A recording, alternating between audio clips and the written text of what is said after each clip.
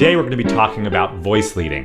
Voice leading is an essential concept for playing chords, so I'm going to show you how to get some voice leading sounds into your playing so you can connect your chords and make them sound smooth.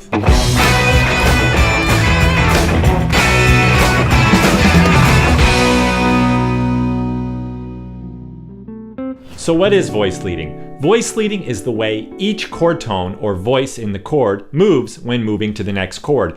And our goal is to keep those voices as connected and smooth as possible so they move to a close nearby note when you go to the next chord. In some cases this might be a half step, in other cases it'll be a common tone or the same note that exists in both chords. Our goal as rhythm or comping guitar players is to create the smoothest possible transition between chords instead of jumping all over the neck. This makes our chord playing melodic, connected. This can also inform the way you play your lead lines when you're improvising. So for this example, we're going to take a 2-5-1 in the key of C, a very common chord progression in jazz and many other styles as well. So in the key of C, a 2-5-1 is D minor 7 for the 2 chord, G7 for the 5 chord, C major 7 for the 1 chord. And this particular set of voicings is fine, but it's not the smoothest and most melodic connected way we can do that. So to begin the process of voice leading, we're going to distill these chords down to the two most important notes of the chord. So when we play 7th chords, a basic 7th chord is made up of 4 chord tones: the root, or 1, the 3, the 5, and the 7. So which of these two notes do you think is the most important? So the correct answer is the 3rd and the 7th. Why is that the case? Well, the 3rd tells us whether a chord is major or minor. The 7th tells us if it's a major 7 or if the chord has a flatted 7 like a dominant 7 chord or a minor 7 chord. Yeah, the root is important, but in a lot of cases, the bass player is going to be playing the root, so we don't need to worry about that. The 5th really doesn't tell us anything. In a minor 7 chord, a dominant 7 chord, and a major 7 chord, all three of these chords have a natural 5th, so the 5th doesn't really tell us anything that defines the sound of the chord. So if we take a 2-5-1 and we pare it down to just the 3rds and 7ths, so with these two notes, you can still hear the motion and you get the essence of the chord. So let's break it down. Playing our D minor 7, we have F, that's the flatted 3rd, and C, that's the flatted 7th. Now to make this a G7 chord, all we have to do is lower one note. We take that C, that's the flat 7 of D minor, and we make it a B, the 3rd of G7. Now the F, that can stay the same because F is the flat 3 of D minor, but it's also the flat 7 of G.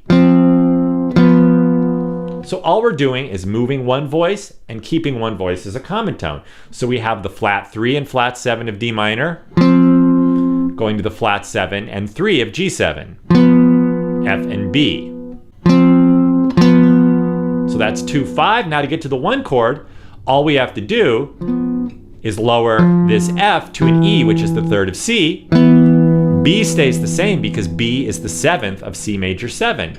So we're going from the flat 7 and the 3 of G7 to the 3 and 7 of C major 7. So we can play through this entire 2-5-1 progression,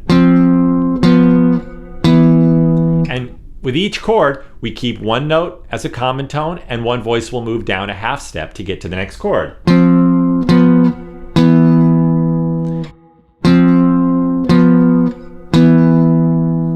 So in each of these cases we have one common tone and one note that moves down by a half step. Now let's add the roots to these chords. If we add the D to the D minor 7, we get this. Add the G to the G7, and add the C to the C major 7. So now with the roots added, you can really hear the sound of the 2-5-1. Now let's add a melody note on top. This is going to be a nice note that's going to serve as the melody for our chord progression. Chords can be melodic, and it'll also give the chords some extra color. So for our D minor chord, we're going to play D minor 9. We're just adding an E natural on top of this chord. Now the 9th is not a chord tone, it's what we refer to as an extension.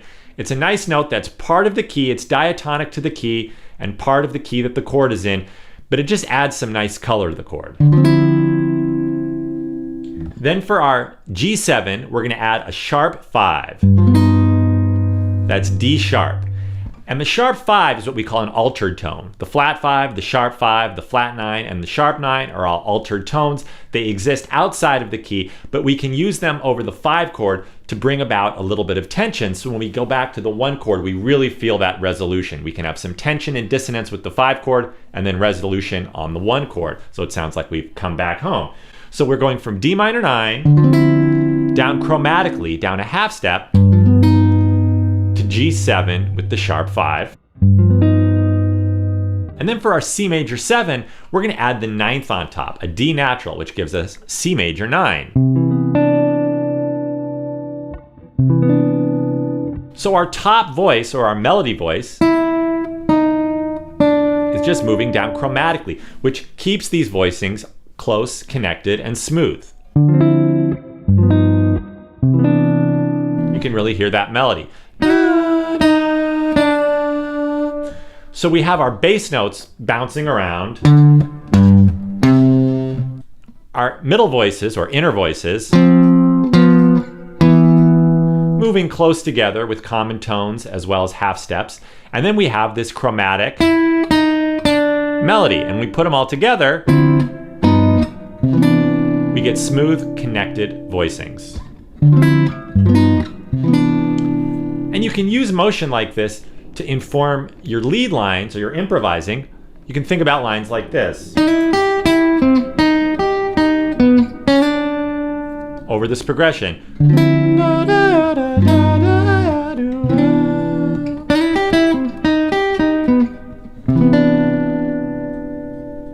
So the way I like to think of these chords, I like to think like dinner. I often think of food. So I like to think of the bass notes like the plate, the basis in which the meal is served. The inner voices I think of as the main part, the meat and potatoes of the meal. Sort of the basic part of the meal that makes the meal. And then the top voices, these extensions, they're like the spices that give the food flavor. So let's try the same concept higher up on the neck. We're going to keep our thirds and sevenths on the 3rd and 4th string. We're going to keep our thirds and sevenths on the 3rd and 4th string, but in each chord, when we move up to this higher position, the order that they're in is going to swap. So down here we have the flat 3 and the flat 7. We're going to switch that. So up here we have C, which is the flat 7 of D minor, and F, which is the flat 3. So there are our voice leading tones, our 3rd and 7th for D minor 7. Now to get to G7, remember, we're just going to take that C, the flat 7, move it down a half step. That gives us B, the 3rd of G7, and that F is a common tone. It now becomes the flat 7 of G. And you'll notice for dominant 7 chords, the shape is the same. The voices just invert. So down here it's a flat 7 and a 3. Up here we take that same shape and it's the 3 and the flat 7. So from this shape, to get to the 1 chord, we keep that B, it's a common tone, and the F becomes an E, the 3rd. So we have... Now let's add the roots. Now let's add some interesting top voices. For this D minor 7, we're going to add the 5th. So we have the root, the flat 7, the flat 3, and we're going to put the 5th on top. I'm skipping the 5th string, so I'm playing this chord with my fingers to make sure I don't accidentally play that 5th string. Then for G7, I'm going to put the flat 9 on top. That's another one of our altered tones, and it'll give us that chromatic motion in the top voice.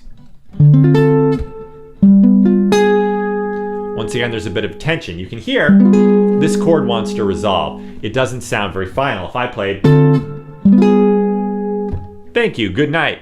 No, you need that kind of resolution. So then we're going to go to a C major 7 with the 5th on top. So our entire 2-5-1 with voice leading here a little higher up on the neck sounds like this.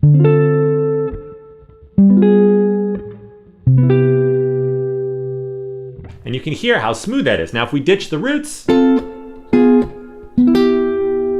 You could use that kind of playing when you're comping with a group and the bass player is playing the roots. So to really get these into your playing, try them all over the neck, try them in all 12 keys, and you'll see how they really inform your comping and your improvising. It'll make your chords smooth, connected, and melodic.